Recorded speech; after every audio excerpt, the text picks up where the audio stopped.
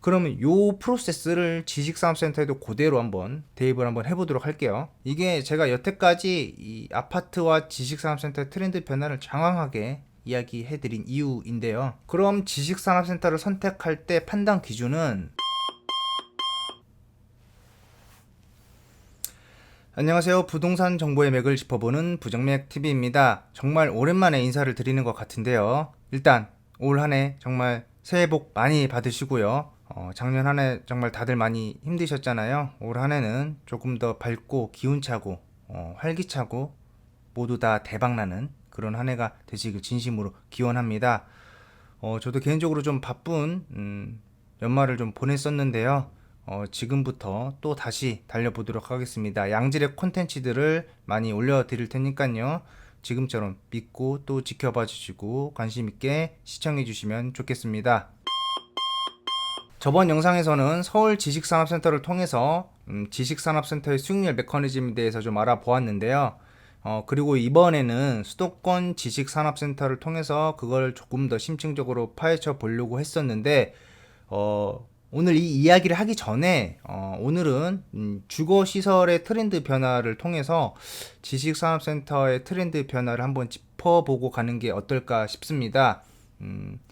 요걸 통해서 이 다음 영상에 올려드릴 수도권 지식산업센터의 메커니즘을 조금 더 쉽게 이해할 수 있을 것 같고요. 또 다른 듯 하지만 또 닮기도 한 이 아파트 지식산업센터 두 부동산을 비교하면서 그 트렌드를 관통하는 게 무엇인지 같이 좀 고민을 해보면 좋을 것 같습니다. 이게 부동산도 재화의 한 가지인지라 시대에 따라서 그 형태와 가치가 변화해 간다는 사실을 여러분들께서도 익히 잘 알고 계실 겁니다. 주택, 그 중에서도 이제 아파트를 예로 들자면 이런 거죠. 이 그림들이 이야기하는 건 아파트의 형태가 수요자들의 니즈를 따라서 끊임없이 진화해 가고 있다는 겁니다. 물론 이제 그 안에는 전통적으로 중요시하게 고려되는 요소들이 뭐 크게 변한 거는 아닙니다만은, 애석하게도 이 땅이라는 거는 더 늘릴 수가 없고 또 공급이 매우 한정적인 재화이므로, 제가 이전 영상에서 지식산업센터 메커니즘 1편 영상에서 이제 말씀드렸던 그 메커니즘이 기본적으로는 굉장히 유사하게 작동을 하게 됩니다. 70년대에서 90년대만 하더라도 그 역 주변 역세권에 지을 수 있는 아파트들이 굉장히 많았습니다. 뭐 그런 땅들이 워낙 많았으니까 이제 그런 아파트들은 지금도 이제 고가의 거래가 되고 있고 대한민국의 아파트 시장을 견인하고 있죠. 뭐 대치동의 음마 아파트, 압구정 현대 아파트, 뭐 여의도 아파트들이 뭐 이런 1세대 아파트라고 볼 수 있는데요. 이제 이 아파트들 겉에서 보면은 세월의 흔적이 아주 고스란히 느껴지지만, 단지 내에는 뭐 외제차들도 수두룩 빽빽하고 뭐 가격은 억소리를 한 20번 내야 하죠. 서울에서 이 집값의 척도가 되는 아파트들, 뭐 뉴스나 뭐 신문에 나오는 아파트들이 다 이런 아파트들입니다. 그런데 이게 이제 2000년대, 2010년대를 지나서 그리고 현재 2020년대에 들어오면 역세권에 지을 수 있는 아파트들이 그때보다 과연 더 많을까요? 적을까요? 당연히 적겠죠. 재건축이 아니면 이제 역에서는 거리가 있을 수밖에 없습니다. 땅이 없기 때문에. 그게 요즘 아파트들의 이제 현실인데요. 이제 특히 서울이나 이제 오래된 일기 신도시들의 상황은 훨씬 더 심각합니다. 이런 과정들을 통해서 이제 역에서는 더 먼데도 그 아파트의 분양가는 점점 더 비싸지는 그런 상황들이 생기기 시작하죠. 뭐 요즘에는 뭐 분양가 상한제다, 뭐 주택 규제도 심하게 하고 있습니다만은, 이렇게 인위적인 규제를 제외하고 저는 일반적인 상황에 대해서 말씀을 드리는 거고요. 자, 그럼 이렇게 어쩔 수 없이 상대적으로 입지가 떨어지는 이런 아파트는 상쇄할 수 있는 무언가가 이제 필요하게 되는데, 다행히도 지난 수십 년간 우리나라 경제가 비약적으로 좀 발전을 했고, 이제 나름대로 한 가정마다 차가 뭐 한두 대는 기본으로 있고 소비자들의 경제적 수준이 매우 높은 선진국 대열에 들어섰어요. 그렇게 되면 이제 소비자들의 요구사항은 점점 더 많아질 수밖에 없죠. 이제는 단순히 입지만으로는 소비자의 니즈를 충족하기 어려워진 그런 시대가 되었어요. 그래서 초고층 그 주상복합 아파트들이 나타났고, 이런 주상복합 아파트는 입지가 좀 떨어지더라도 뭐 조망권이나 편의성을 확보함으로써 오래된 역세권 아파트들과 경쟁을 하게 되었고요. 요즘에는 그 스머프 빌리지 같은 타운하우스들이 이제 나타나가지고 숲세권과 쾌적함을 또 강조를 하고, 뭐 또 단지 내에는 뭐 헬스장도 있고 도서관, 뭐 수영장, 골프장, 뭐 골프 연습장이죠. 그런 것들이 있는 곳들도 있고, 사우나, 또 뭐 무인 택배함, 뭐 스쿨버스 존 이런 것들도 있고, 심지어 이제 최근에는 뭐 게스트하우스나 카페테리아, 뭐 하다못해 조식 서비스 하는 곳들도 생겨났어요. 이제 앞으로 또 얼마나 또 편리하고 참신한 아파트 서비스가 생길지는 모르겠습니다만은, 아파트의 공급과 수요는 이제 이런 식으로 서로에게 타협을 해 온 거죠. 이제 공급자 입장에서는 입지는 내가 어떻게 바꿀 수 있는 게 아니지만 난 요 정도의 퀄리티의 서비스를 제공할 용의가 있다.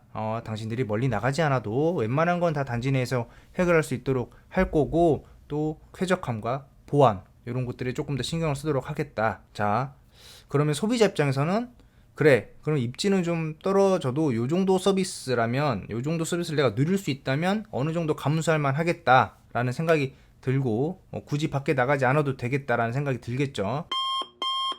그러면 요 프로세스를 지식산업센터에도 그대로 한번 대입을 한번 해보도록 할게요. 예전에 수많은 소형 공장들이 모여가지고 하나의 아파트형 공장이 되었다가, 이제 산업 트렌드 변화에 발맞춰서 섹션형 오피스, 지금의 지식산업센터가 되었다가, 이제는 그 업무뿐만 아니라 다양한 커뮤니티 시설까지 갖춘 복합단지로 변화해가는 과정. 요 과정, 아파트의 변화와 좀 닮아 있지 않나요? 이제 심지어 그 아파트의 선호 평수가 대형에서 초대형, 거기서 또 중형, 거기서 또 소형, 이렇게 바뀌어가는 것도 지식산업센터의 분양 평수의 변화와 좀 많이 닮아 있습니다. 이게 아파트도 지식산업센터도 이 트렌드가 변화하는 거는 다름 아닌 소비자의 니즈 때문인데요. 자, 그럼 그 니즈가 과연 무엇이냐? 아주 쉽게 그냥 한 단어로 말하면 편의성입니다. 편의성. 이제 앞에서 언급한 많은 서비스는 결국 이 편의성 향상이라는 목표를 구현하기 위한 수단이고요. 지식산업센터로 따지면 뭐 미팅룸, 샤워실, 옥상공원, 휴게실 뭐 이런 것들이 있고, 뭐 기숙사가 될 수도 있고요. 거기 플러스로 뭐 요즘에는 피트니스도 있고, 뭐 수영장이 있는 곳도 있고, 뭐 그렇더라고요. 자, 그럼 현재의 지식산업센터는 첫째, 입지라는 전통적인 기준에 더해서 이제 두 번째, 편의성을 얼마나 잘 갖추고 있느냐로 판단 기준을 보다 단순 명료화하면 좀 더 쉽게 접근할 수 있고 좀 더 빨리 선택할 수 있다는 거죠. 이게 제가 여태까지 이 아파트와 지식산업센터의 트렌드 변화를 장황하게 이야기해드린 이유인데요. 자, 물론 누구나 다 필요한 그런 주택보다는 지식산업센터가 수요와 공급에 더 이렇게 민감한 것은 사실인데요. 넓은 의미에서 보자면 이제 공급 수요가 입지에도 포함이 되기도 합니다만은, 여기서는 입지를 조금 더 위치적인 측면, 로케이션적인 측면에서만 바라보도록 하겠습니다. 그럼 지식산업센터를 선택할 때 판단 기준은 첫째, 입지.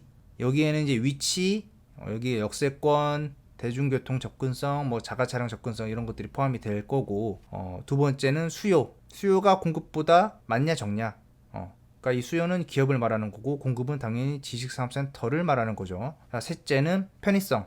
지식산업센터 주변으로 누릴 수 있는 인프라가 얼만큼 갖춰져 있느냐, 또는 거기 이제 플러스로 지식산업센터 내에 내가 누릴 수 있는 커뮤니티가 얼마나 있느냐, 이렇게 좀 정리를 해볼 수 있을 것 같습니다. 일단 이 기준들이 먼저 충족이 된 이후에 뭐 향, 층, 조망 이런 세부적인 요소들을 고려하셔가지고 호시를 결정하시면 되겠는데, 가끔 뭐 이런 전화를 하시는 임대인 분들이 계십니다. 제가 진짜 좋은 호실을 갖고 있는데 향도 좋고 고층이라서 조망도 되게 좋아요.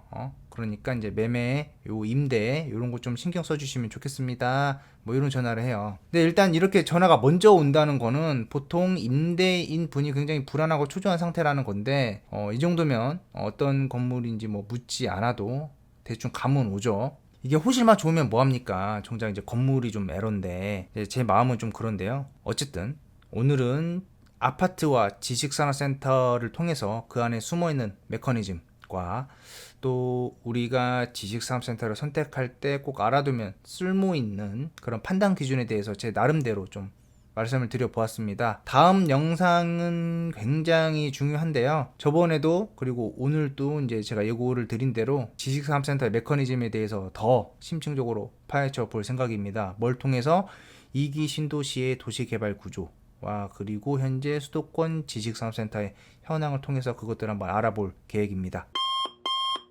그럼 저는 부동산 정보의 맥을 짚어보는 부정맥TV였고요. 구독, 좋아요, 댓글 그리고 많은 관심 부탁드립니다. 알림 설정까지는 안 바라고요. 그럼 다음에 만나요.